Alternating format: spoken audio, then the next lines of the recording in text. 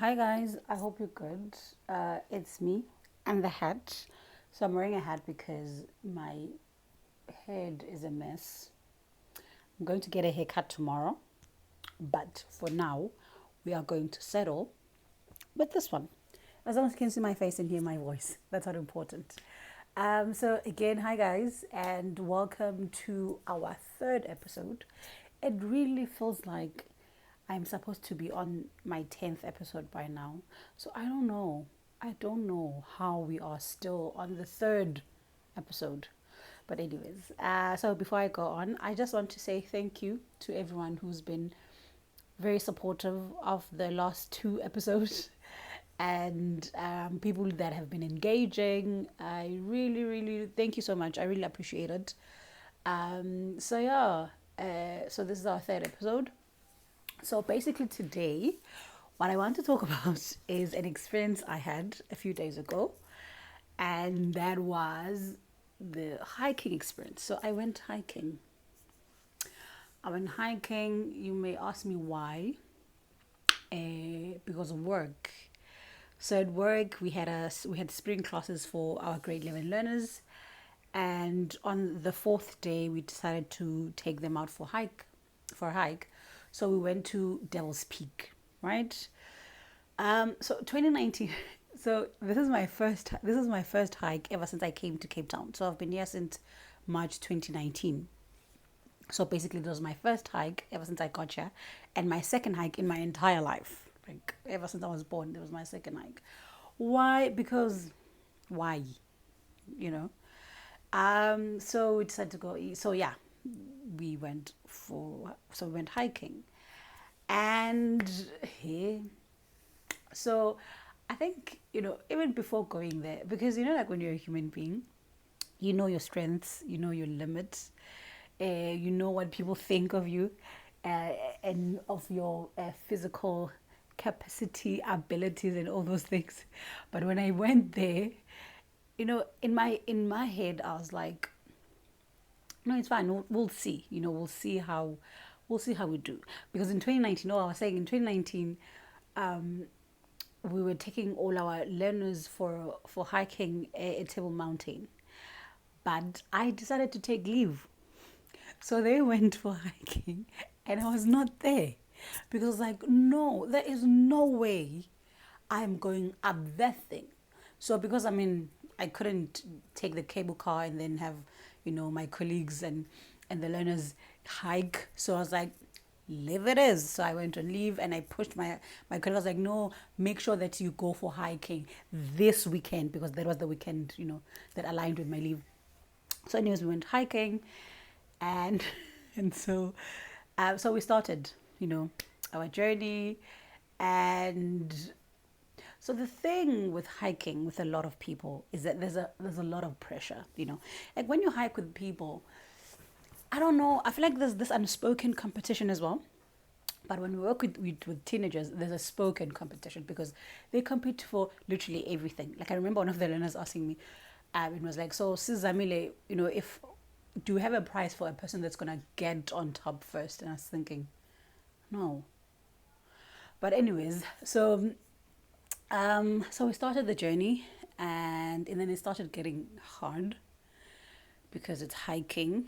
We started the hike, and then I remember how, like in the beginning, we were all walking as a group, and then strength started showing, and energy started showing, and then everyone, all of a sudden, I was the third last, and then after the last person, I had expected it because I know hiking is not my strong point.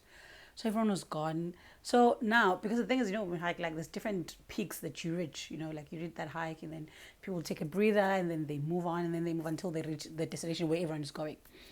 So we reached the first destination. They reached it and I was still walking up. And now the thing is, so we had about 55 learners. So in total, we were like 65. So now we have a case whereby all the 64 people are standing there and they're all watching me. And then the learners are screaming, "Go, Zamile, you got this, you can do this." And I'm thinking, fuck me. Because the thing is, like, I mean, it's hot. I'm struggling to breathe a bit. And now there's like this pressure because everyone now is watching me, and everyone, in a way, it feels like everyone is waiting for me because, so that we can proceed. So now there's all of that pressure. So I was like, you know what? I took my phone because they wanted my phone to take pictures. I gave it to my colleague and I said, no, it's fine. You can just go with the phone. And I said to them, guys, it's fine. I'm giving up. You can leave me here. I was like, it's okay. We don't have to proceed. Just leave me here. I'm not going up anymore. So they were like, are you sure you're going to be safe? I was like, no, sure, I'm cool. So everybody left. And then two of the learners gave me their backpacks. So I had my backpack, and then there's two other learners gave me their backpacks because I had said I'm not moving. I'm not going anywhere now. So they said, okay, Susie, please look after our bags. I was like, no, it's cool. So I sat there, and then everyone left, and I was sitting, I was sitting there with my thoughts and regret and questioning my life. And then I looked down. So here's what happened. So I looked down. I was wearing my watch. I'm not wearing it now. So I have like the smart watch, right? So like how the watches have like steps for the day. So for me, my goal for the day it's 8,000 steps. So when I looked at my watch, I was not like I hadn't even met the eight the goal for the day. And I'm sitting thinking, I'm like, Zamile, come on. Like, you left your place, you left Ikukuletu to come here for a hike, and you haven't even at least reached, like, the steps for the day. And I'm thinking, like, for the past, because we had sessions, like, for the past 3 days, I've been meeting my steps every day because, like, of the up and down, preparations, making sure sessions are going well and everything. I'm thinking, so, like, you can't even do that for yourself, because you get to that point where you start questioning your life, like you're asking yourself like questions, and because at first I told myself that I just use this as time to reflect, because when you're sitting up and you're watching, you're looking down the hills, and you see like there's the beach, and then and like it's just this very beautiful scenery, but at the same time so I was like, okay, use this time for like solitude and just think, and I was like, no, I live alone, I do the thinking all the time, so the guilt started creeping in, and I felt very disappointed in myself. I don't want to lie. I was very disappointed because I really felt like I had just I didn't even try. Like, I just got tired the first time and I was like, I'm out. So, okay, I decided, what, let's just do it. Just continue. Just do it like at your own pace, but do it. Like, just go. But then now I'm stuck with these 3 backpacks, and the other one is so heavy. I don't know what teenagers put in their bags. It was too heavy. So, but then I decided I took the heavy backpack and I put my one in the other one. And I started walking. I started hiking. And everyone was like kilometers ahead of me. I think in my head I was like, let me just do it. I'll see where I end, like where I really, really can't go anymore or any further. So I hiked, I went, and it felt so good. I don't want to lie. It felt so good. And it was so refreshing because I think also at that point in time, like there was no one like, shouting my name, and I didn't feel any pressure. So I was just doing it like literally at my own pace, at my most comfortable pace. So I started hiking, I met a few people, like cycling and jogging. I don't understand why people decide to jog like on a mountain. Why? But anyways, good life choices though. It's a good life choice. It's a very good one. So I then, it's like, as you walk further, then you start seeing the groups because the mountains. So I started seeing like, oh, then they kept calling to check if I was okay or that I don't get lost.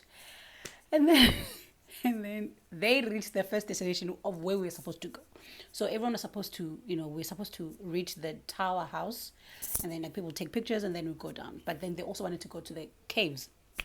So they reached there, and I was still like several kilometers away as well. And then came this Bakika, right? And then everyone was screaming because now they could see me, and everyone was screaming, "Ask for a lift, tell a lift, tell a lift." And I'm thinking, I'm not doing that shit. No. So the car passed me by, and then next came a police car, a police car, and they all started screaming and calling me, "Tell a lift." I'm like, guys, please. So the car, pulled over, and the guy was like, are you okay? Where's the group? So I pointed at them, and he's like, oh my God, they are so far. Do you want me to take you there? Well, I said yes, because come on. So I agreed. So I was like, yes, that would be great. So he took me in his car, and he was then telling me the history of the mountain. He was telling me everything about the mountain, but it was he was a very cool gentleman. So he drove me. So because they saw that I had gotten a lift, they started walking towards the mountain. So he was like, okay, I'm not going to drop you at the Tower House anymore. I'm going to drop you by the caves. So in my head, I'm thinking he's just going to drop me by the cave. I'm just going to be like, dee, and get there. Hey. And then he drops me off, and then they're like these stairs that are like this straight, and they're made of stones. And I had to walk up to the caves. That was when I was like, okay, now I can give up. So I just walked up until I could find shade. And I told the others that, guys, it's fine. Enjoy the caves. Take all the pictures you want. I'm not coming then. And I was like literally 10 minutes away from the caves. Literally, I was 10 minutes away from the caves. But I couldn't do it anymore. But I was proud because I had done double, if not triple, of my daily steps, which was good. But then by the time I was like, I can't, like, I really didn't have it in me anymore. So I decided to just chill, and I called my sister, and she laughed at me about it. So then everyone came down, then we walked down, and we had and I think it was a great experience. I don't want to lie. Like I still feel some pain, my thighs and my legs, but it was a great experience. It was a very refreshing experience. And it's also funny how, like, I took pictures and stuff. And, I was talking to my colleague about how sometimes pictures can be so deceiving. Because I was taking pictures, and I'm sure everyone thought, oh, this girl, she had like a great hike. No, I didn't even reach my destination. But I did my best. That's not important. I went back mentally. I said, no, you can't give up here. Rather, get closer. Because when I got closer, I got a proper view, and I took nicer pictures. No, that's not like the end goal, but it counted. So yeah, and then we all walked down. And so we all met, and then the whole group, and then we walked down. And I think what I really learned, like when I was reflecting walking alone, like as cliche as it may sound, but I think it really gave the definition to me about how important it is to understand your pace. And in everything that we do, how important it is to understand your own pace. Because I think sometimes what makes it so easy for us to give up when you do things, it's because we look at how fast other people are going, and we look at ourselves going slow or struggling, and then we think we can't do it anymore. We don't have to do it anymore, instead of saying, okay, let me just take this one step at a time, or let me take this in a pace that I understand, in a pace that is going to work for me. Because when I was walking alone, I think I was still hiking. It was still a hike, but it was easier because I was not like, no one was shouting my name. I didn't feel any pressure. And, I had that conversation with myself to say, okay, just do your best. Because I was very honest. Like when I sat down for the first time, when I was giving up, like when I was reflecting, I had that very important conversation with myself, and I said, this is not your best, you still can really like go up there. You can still really go up, so just get up and try. So it really gave like to me like that definition of the importance of like understanding your pace and walking or doing based on your capabilities, and because the other stuff then you accumulate along the way. Because the funny thing is, as I was walking, like when you get to the top, and then you look down and you're like, oh my God, I was there, you know. But I think part of the strength that I did it, that I had when I was on the top, I didn't have it when I was, you know, down there, because I felt like I was tired, and but because I allowed myself to, I don't know, to just try, you know, not be perfect at it, because I was very slow. But despite my pace, I was able to go further, and like really like further than I even anticipated in the beginning. Yeah, bo.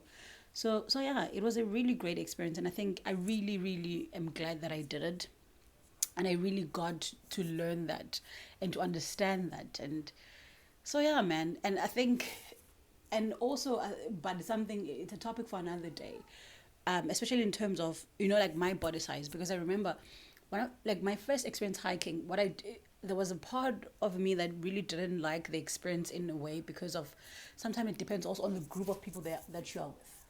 I think with this group, I felt more support. Like even though there was a pressure in, like when they were shouting at me, but the remarks were more supportive compared to when I did it for the first time, because it gets to sometimes when you're doing something and then there's people and you're struggling and then people laugh, you know. Because I think human nature is, it's, even if there's like 10 people encouraging you and there's like four that's laughing at you, you're going to focus on the four, because I don't know, human beings, we focus on the negative more. But with this group that I was hiking with, even though I really felt the pressure, but they were very supportive, you know. I remember they even realized that, you know, wanted to remain behind with me. Like, no, it's fine. We'll just walk with you. I was like, no, it's cool. Everyone just go. You know, I'm fine. So yeah. I just wanted to share that story, and I think just to reflect on that, like what I learned, and I think also what happens when you just decide to just push yourself, you know. Yeah, I feel like there's so much that happens in our lives as well when we decide to just push ourselves and then and see where it takes us. So yeah, man. Am I gonna hike again? No. That's why they have cable cars. You know, they have cable cars for that. You take a cable car, you get there, you take nice pictures, and then you go down. Simple, simple. But yeah, maybe someday. Maybe I'll do it if I do it either alone or maybe with someone else who's going to understand. You know, like some slow motion. I'll get my own chameleon and we'll chameleon together. You know, but yeah, man. So yes, thank you very much for tuning in and for watching until now. You are a star, and don't forget to please tell the others to check out this channel. I promise I'm going to be consistent from now on. I really promise. And next time, this hat will be gone because I'll have a nice haircut. Not a nice, just my cheese cup. But anyways, thank you very much. Bye.